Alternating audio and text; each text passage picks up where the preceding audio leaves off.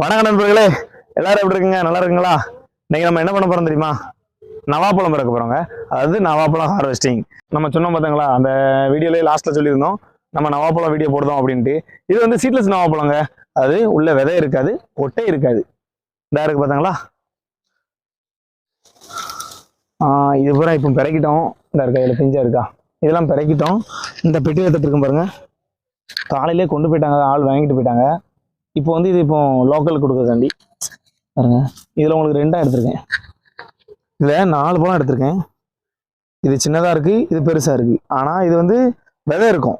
பழம் பெருசாக இருக்குது, ஆனால் இதில் விதை இருக்கும். சின்ன விதைகளாக இருக்குங்க, சதப்பத்து அதிகமாக இருக்கும்.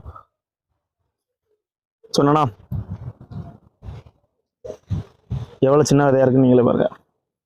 இவ்வளோதான் விதை இது. அதே இந்த பழத்தில் பாருங்க, விதையே இருக்காது. அதாங்க சீட்லெஸ் நவாப்பழம். பழம் அருமையான டேஸ்ட்ல இருக்குங்க. இந்த மரங்கள் வந்து இந்த வருஷம் வந்து காய்ப்பு கம்மிங்க. போன வருஷம் அப்படின்னு நல்ல காய்ப்பு, இந்த வருஷம் காய்ப்பு கம்மி. இது வந்து இந்த வருஷம் காய்ப்பு கம்மி. அது என்ன காரணம்னா, சீசன் எல்லாமே மாறி போச்சுங்க. சாரமலை வைகாசியில் வரணும், சித்திரை லாஸ்ட்ல ஆரம்பிக்கும். ஆனால் ஆரம்பிச்சது எப்போ? ஆடி மாதம் தான். அதாவது ஆணி கடைசியில தான் சாரமலையே ஆரம்பிச்சிருக்கு. ஆமாம், இப்போ வந்து சாரமலை இப்போ தான் பெஞ்சுது. அதனால லேட்டு. மாமரம் எதுவுமே காய்க்கல. இந்த மரமும் குறையாதான் காய்ப்பு இருக்கு. இந்த கண்ணு நம்ம வந்து கிள்ளிக்குளம் வேளாண்மை கல்லூரி இருக்கா, கிள்ளிக்குளம்னு சொல்லுவாங்க தெரியுமா, அங்க வந்து வாங்கிட்டு வந்தோம். ஏன்னா அங்க மொத்தடிக்கே கண்ணு ஒரு 15 கண்ணு தான் கிடைச்சது. நானா நம்ம முத வந்து கேட்டது அந்த ஆந்திரா நாவல் தான். அங்க போய் வாங்கினோம். ஃபர்ஸ்ட் 3 கண்ணு. அது 8 வருஷம் வச்சோம். 8 வருஷம் வச்சு 3 பழம் தான், மொத்தடிக்கு 3 பழம் தாங்க. அதுவும் ஒரு மரம் தான் காய்ச்சது. மீதி மரத்தெல்லாம் தூர வெட்டி போட்டாச்சு. இப்போ அதுக்கு பிறகு நான் ஆந்திராவில் கொஞ்ச நாள் வேலை பார்த்தோம். அப்போ போய் ஆந்திராவில் வாங்கிட்டு வந்தோம். இந்த அங்கூடி ஒரு 25 கண்ணு இப்போ வச்சிருக்கோம் பார்த்துருங்க. அது போன வருஷம் நாள் காய்ச்சி, டைம்ல காய்ச்சது. 3ஆம் வருஷமே நல்ல காய்ப்பு. இந்த வருஷம் காய்க்குன்னு பார்த்தோம், காய்க்கல. ஏன்னா அதை குறைச்சலுக்கு ஒன்றும் சீசன் மாறி போச்சு பார்த்தாங்களா. அதனால இப்போ சீட்லெஸ் மட்டும் தான் பழம் இருக்கு. வாங்க பிறக்கலாம் எல்லாரும்.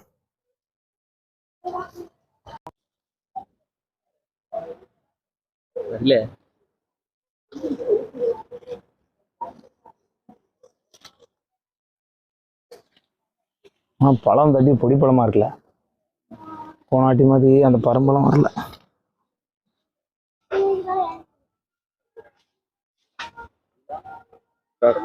நண்பர்களே, இந்த பார்த்தீங்களா, நம்ம வந்து இப்போ மரத்துக்கு வந்துட்டோம். இதாங்க அந்த நவாப்பழ மரம். அதாவது மரம் வந்து பெரிய மரம். இதை வச்சு வந்து 10 வருஷம் தாண்டி ஆகிட்டு நமக்கு வந்து 3ஆம் வருஷத்துக்கு மேலே தான் காய்ப்பு வந்தது. ஆமாம், இப்போ பாருங்க காய்ப்பு கம்மி தான். உங்களுக்கே தெரியும், பழம் அங்கங்கே ஒத்தையாக தான் தெரியும். தெரிஞ்சு பார்த்தீங்களா. இது வந்து இந்த மாதிரி இங்கே பாருங்க, இந்த நவாப்பழம் பிறகுனோடனே இந்த ரோட்டோரம் நம்ம கல்லை கொண்டு எரிஞ்சு அப்புறம் கம்பை கொண்டு அடிச்சு பிறக்கும் தெரியுமா, அந்த மாதிரி பிறகுறது கிடையாதுங்க. எல்லா பழத்தையுமே இந்த இது பேர் மடிப்பை. நம்ம அவங்கள்ட்ட அப்போ காமிக்கணும்னு நினச்சா மறந்துட்டேன். இந்த இருக்கு பாருங்க, இது பேர் வந்து மடிப்பை. இந்த பையில தான் நம்ம வந்து நவாப்பழம் பிறக்குவோம். ஏன்னா சருகைக்குள்ள பிறக்கக்கூடாது. சருகைக்குள்ள பிறக்கினாலும் அது வந்து நஞ்சிரும். அதனால அதில் பிறக்க மாட்டோம். இதை வந்து இப்படி கட்டிக்கிடணும். என்ன பார்த்தீங்களா, பையை இப்போ கட்டியாச்சா. இது வந்து இந்த நவாப்பழம் 1-2 அடிபட்டு இருந்தாலும் அந்த ஈரத்தை வந்து இந்த பையை வந்து உறிஞ்சிக்கிடுங்க. ஏன்னா பழம் மேலே அந்த ஈரம் படாது. அதனால இருக்குது. இங்கே மட்டும் இல்லை, இவங்க ஆந்திரால இருந்து இப்போ வருது பார்த்தீங்களா, அந்த நவாப்பழமும் அப்படிதான் பிறகுதாங்க. இப்போ வந்து நம்ம இதை அவ்வளோத்தையும் பிறக்குவோம். இதுக்கு நம்ம என்ன யூஸ் பண்ண பார்த்தோம்னா, அந்த கம்பு இருக்குல்ல, சாரம் கட்டுவோம்ல, அந்த கட்டி இருக்கு பாருங்க. மேலே கம்புல பாருங்க, நான் பையன் நிற்காங்க. அது காமியா கொடி காட்டி. அவ்வளோ பக்கமுமே அந்த கம்பு தான் கட்டியிருக்கோம் மேலே.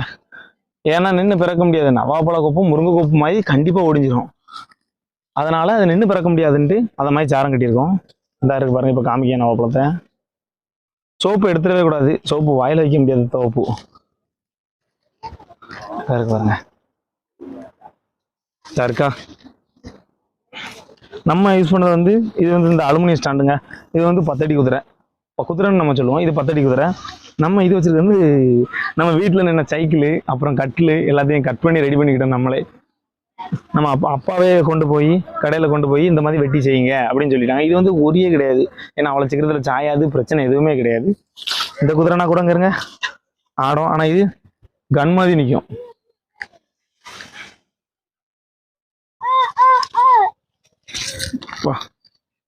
பழம்புறம் தொடர்க்கும்னு உருந்து போகுது, நல்லா பழத்துக்குமா. ஆனால் பழம் ஒன்றாட்டம் பிறக்கணும் பார்த்துக்கிடுங்க நண்பர்களே. ஏன்னா டெய்லி பிறக்க முடியாது. டெய்லி பிறக்குனா சோப்பாக வந்துடும். சோப்பாக வந்ததுன்னா அது துவக்கம் வியாபாரி வாங்க மாட்டாங்க. ஆமாம், அதனால ஒன்றாட்டம் தான் நம்ம வந்து பழம் பிறக்கணும்.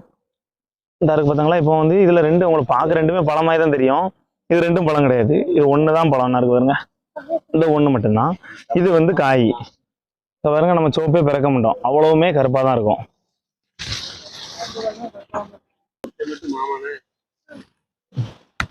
சரியா? நண்பர்களே, இப்போ வந்து நம்ம நவாப்பழம் பிறகுதான் பார்த்தாங்களா, இது வந்து அதிகமா மழை பெஞ்சா என்ன ஆகும் தெரியுமா, இந்த பழங்கள் எல்லாமே ரெண்டு ரெண்டா வெடிச்சிருங்க. பழம் வந்து யூஸே ஆகாது. இது பரும்பழமா வெடிச்சு கிடந்தா எங்க அது காமில இதானே, இதா இது வந்து என்ன தெரியுமா, ஃபர்ஸ்ட் வெடிச்சது, வெடிச்சு ரெண்டாவது வந்து அந்த மழை பெய்யும் போது வெடிச்சது. அந்த உடனே வெயில் அடிச்சிரும் பார்த்தியா, உடனே அது காஞ்சிரும். ஆனா ஃபுல்லாவே மழை பெஞ்சுக்கிட்டு இருந்ததுன்னா பழம் வெடிச்சிரும், கடைக்கு ஆகாது, யாருக்கும் கொடுக்க முடியாதுங்க. அதனால நவாப்பழம் வந்து மழை பெஞ்சு ஆகாது. அப்புறம் நவாப்பழம் வருஷத்துல 30 நாள் தான், ஆரம்பிக்கிறதுல இருந்து முடிவு வரைக்கும் 30 நாள் தான், அதுக்கு மேல கொஞ்சம் கூட கிடையாது.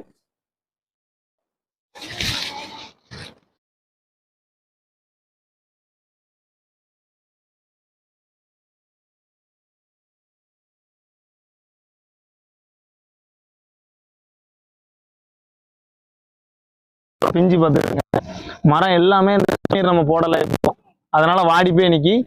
இப்போ எல்லாமே போட்டு பூக்கும் போது கண்டிப்பா காமிக்கும். இப்போ இங்க வா, மேல பாரு, நம்ம பார்த்துக்கிடுங்க எவ்வளவு உயரத்துல நிக்கோன்ட்டு, நீங்களே பாருங்க. 10-11 அடி உயரத்துல நிக்கும் நம்ம மேல. ஆமா, இன்னும் இருங்க, இந்த காய்ச்சிருக்கா இவ்வளவுதான்.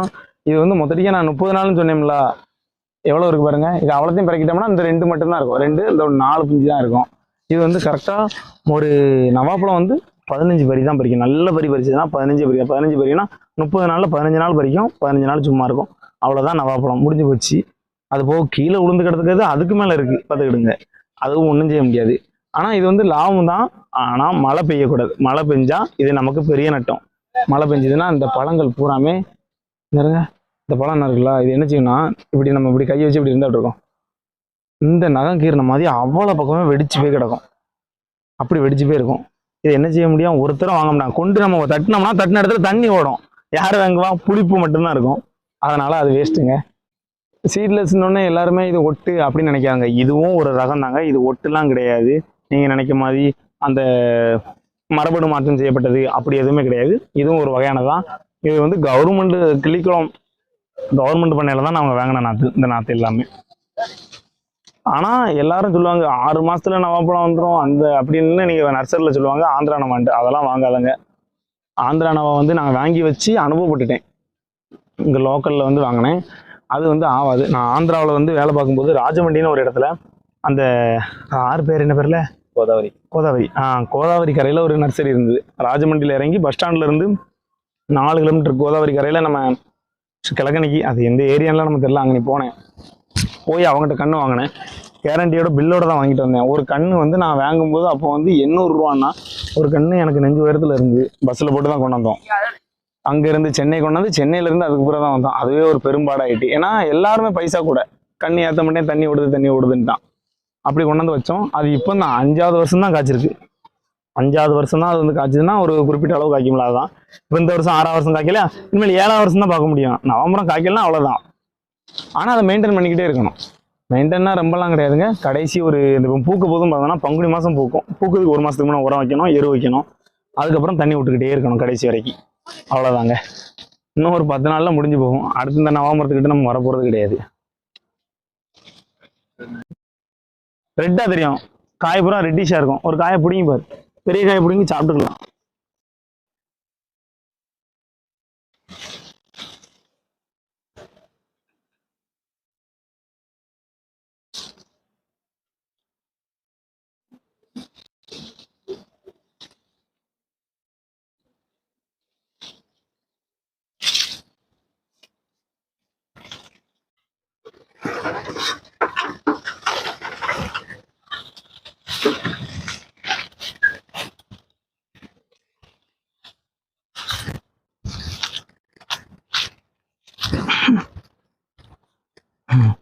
அரை மணி நேரம் தாண்டி நின்றுருக்கோமே, அரை மணி நேரம் தாண்டி நின்று இந்த 1.5 கிலோ பழம் தான் பிறக்கிருக்கோம்.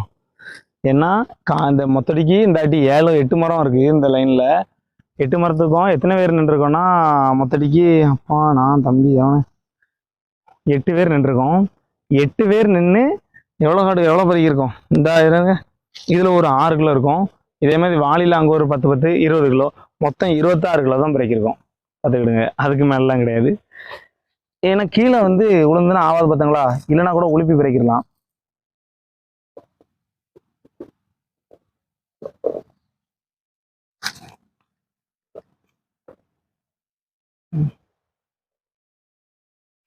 டைம் மட்டும்தாங்க நவம்பரத்தில் லேட் ஆகும். ஏன்னா காலையில் இருட்டுக்குள்ளேயும் பிறக்க முடியாது. இருட்டுக்குள்ள பிறக்குனா என்ன ஆகும்? இருட்டுக்குள்ள பிறக்குனா அந்த பழம் பூரா எல்லாமே ஒரே கலரில் தெரியும்.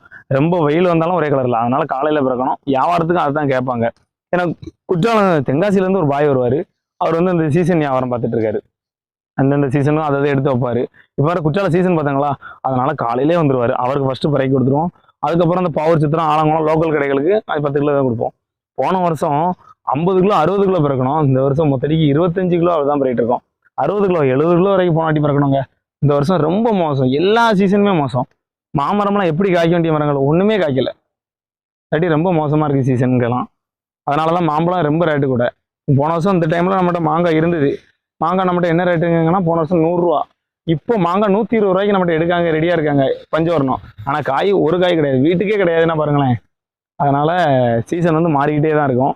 விவசாயிகளும் மாறிக்கிட்டே தான் இருப்பாங்க, மாறிக்கிட்டே தான் இருக்கணும். அதுக்கு ஏற்றாப்புல மாறிக்கிடணும் நம்மளும். அதனால தான் பயிர்களை மாற்றிக்கிட்டே இருக்கும். ஒரே அந்த நெல் இது வந்து போடுறதே கிடையாதுங்க. ஏன்னா நெல் போடுறதுக்கு பதில் சாம்பார் வெள்ளரி பூசணி போட்டோம்னா அந்த வருமானம் அதில் எடுத்துடலாம். ஏன்னா நம்ம தோட்டக்காட்டுக்கு செட் ஆகாது. நெல் போடணும், போட்டால் தான் எல்லாரும் சாப்பிட முடியும். ஆனால் நெல் வந்து வயக்காட்டில் போடலாம். நமக்கு வந்து இந்த மாதிரி பழங்கள் இதே போதும். அதனால் இதே போட்டோம்.